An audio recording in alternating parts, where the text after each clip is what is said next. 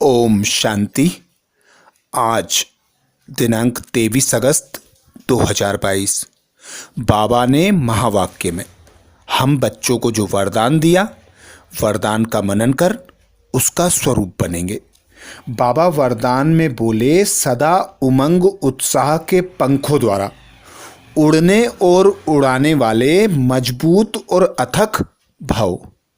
आज सर्वशक्तिमान पिता परमात्मा निराकार, हम निराकार आत्माओं को मजबूत व अथक भाव का वरदान देते। वरदान में बाबा कहते, सदा उमंग उत्साह के पंखों द्वारा उड़ने और उड़ाने वाले मजबूत और अथक भाव। तो सदा उमंग उत्साह में वही बच्चे रह सकते हैं जो उस पिता परमात्मा की प्राप्ति का अनुभव करें। उस पिता परमात्मा से जो खजाने प्राप्त होते हैं, उन प्राप्तियों का अनुभव करें। आज हम देखते हैं पतित दुनिया में, दुखी दुनिया में सब भगवान को ढूंढ रहे हैं। कोई कण कण में कहता है, कोई भटकता रहता है। कितना पैसा आदि खर्च करते हैं, कितने जप तप यज्ञ शास्त्र आदि पढ़ते रहते हैं, पर भगवान किसी को मिलता नहीं। हम ऐसी श्रेष्ठ भाग्यवान आत्माएं हैं जिन्हें स्वयं भगवान ने ढूंढा और ब्रह्मा मुख वंशावली बीके ब्राह्मण बनाया। तो बाबा ने हम बच्चों को यह श्रेष्ठ कर्म दिया कि विश्व का परिवर्तन करो, अथक और मजबूत रहकर करो। तो अथक और मजबूत वे बच्चे रहते हैं जो सदा यह स्मृति रखते हैं कि हमें प्राप्तियां हो रही हैं, हम संपन्न हैं, संपूर्ण हैं, हमें जो चाहिए था वह मिल गया। तो वही भगवान निराकार जिसे दुनिया ढूंढ रही है, हमें मिल गया, हमें सर्व प्राप्तियों से संपन्न बनाता है, हमें ऐसा श्रेष्ठ भाग्य प्रदान करता है और कहता है, तुम विश्व के परिवर्तन में बाप की मददगार आत्मा हो, अर्थात शिव के शालिग्राम बच्चे हो। तुम अथक रहकर उमंग उत्साह में रहो। तुम्हें देखकर सभी उमंग उत्साह में रहेंगे, अथक और मजबूत बनेंगे। तो सदा यही स्मृति रखो कि बेहद के मंच पर हम बेहद के बाप के बच्चे हैं, हीरो पार्टधारी आत्माएं हैं। हम जो करेंगे हमें देखकर सारी दुनिया करेगी। तो यही उमंग उत्साह हम में सदा बना रहे, सर्व प्राप्तियों की स्मृति रहे, स्वयं भगवान की याद रहे। तो उमंग उत्साह बना रहेगा, अथक और मजबूत बनकर तीव्र पुरुषार्थ में आगे बढ़ते रहेंगे। तो बाबा कहते, आप आत्माएं अनेक आत्माओं को उड़ाने के निमित्त हो, इसलिए उमंग उत्साह के पंख मजबूत हों। सदा इसी स्मृति में रहो कि हम ब्राह्मण बी के विश्व कल्याण के जवाबदार हैं। तो आलस्य और अलबेलापन स्वतः समाप्त हो जाएगा। आलस्य और अलबेलापन कब आता है? जब कोई कमी कमजोरी होती है, अप्राप्ति होती है, तो हम थक जाते हैं, उदास हो जाते हैं। पर जब हमने सब कुछ पा लिया, ब्राह्मणों का गायन है, अप्राप्त नहीं कोई वस्तु ब्राह्मणों के खजाने में।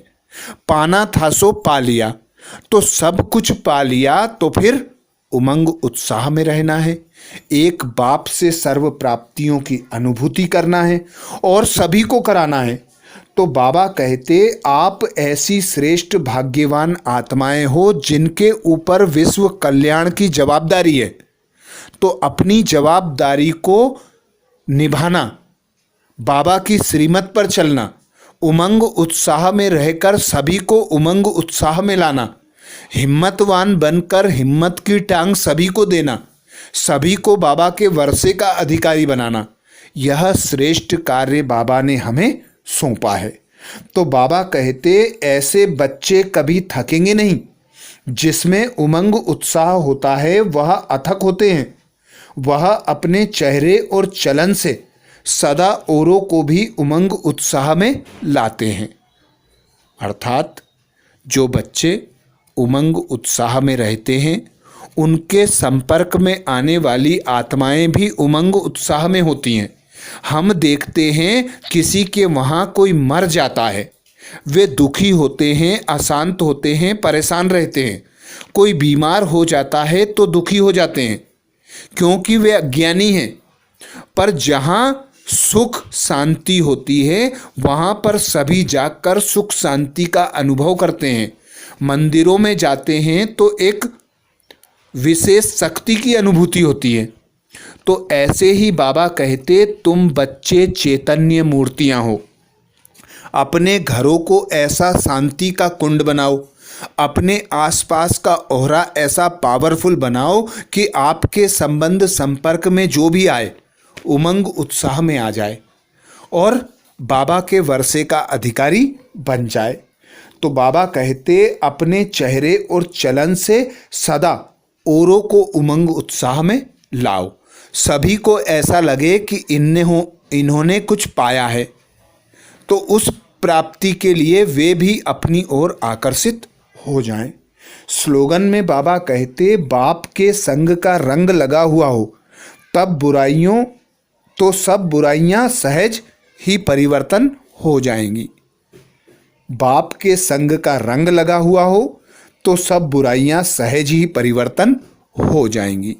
बाबा आता है हमें इस दुखी पतित दुनिया से मुक्त करने के लिए, सुख की दुनिया में ले जाने के लिए, जहाँ सभी सतोगुणी होंगे, 16 कला संपूर्ण होंगे, सर्व शक्तियों से संपन्न होंगे, सर्व प्राप्तियों से भरपूर होंगे।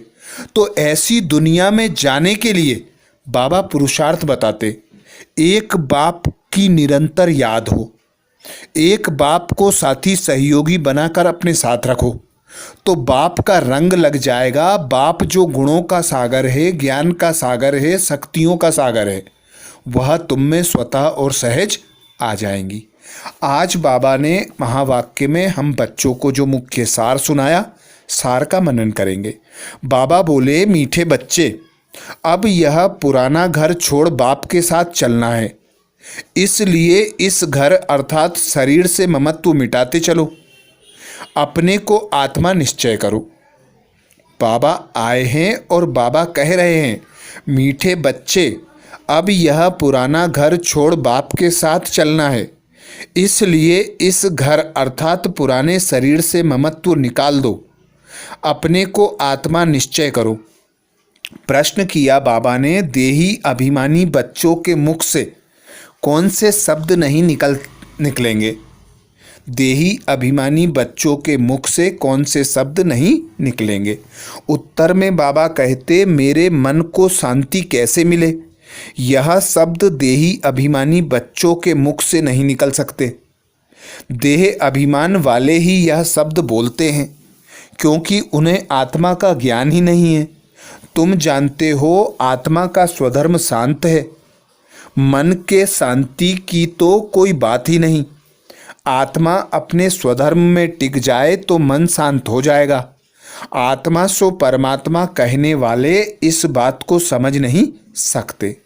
गीत सुनाया बाबा ने, मरना तेरी गली में, जीना तेरी गली में।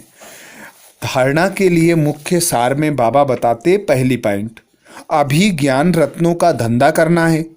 रूप बसंत बन पढ़ाई पढ़नी और पढ़ानी है। अभी ज्ञान रत्नों का धंधा करना है, रूप बसंत बन पढ़ाई पढ़नी और पढ़ानी है। दूसरी पॉइंट बाबा कहते, बाप के साथ घर वापस जाना है, इसलिए पवित्र बनना है, अशरीरी बन बाप की याद में रहे, साइलेंस बल से साइंस पर विजय प्राप्त करनी है। बाप के साथ वापस घर जाना है, इसलिए पवित्र बनना है, अशरीरी बन बाप की याद में रहे, साइलेंस बल से साइंस को हराना है, अर्थात साइंस पर विजय प्राप्त करनी है। तो ये थे बाबा के महावाक्य। अच्छा, ओम शांति।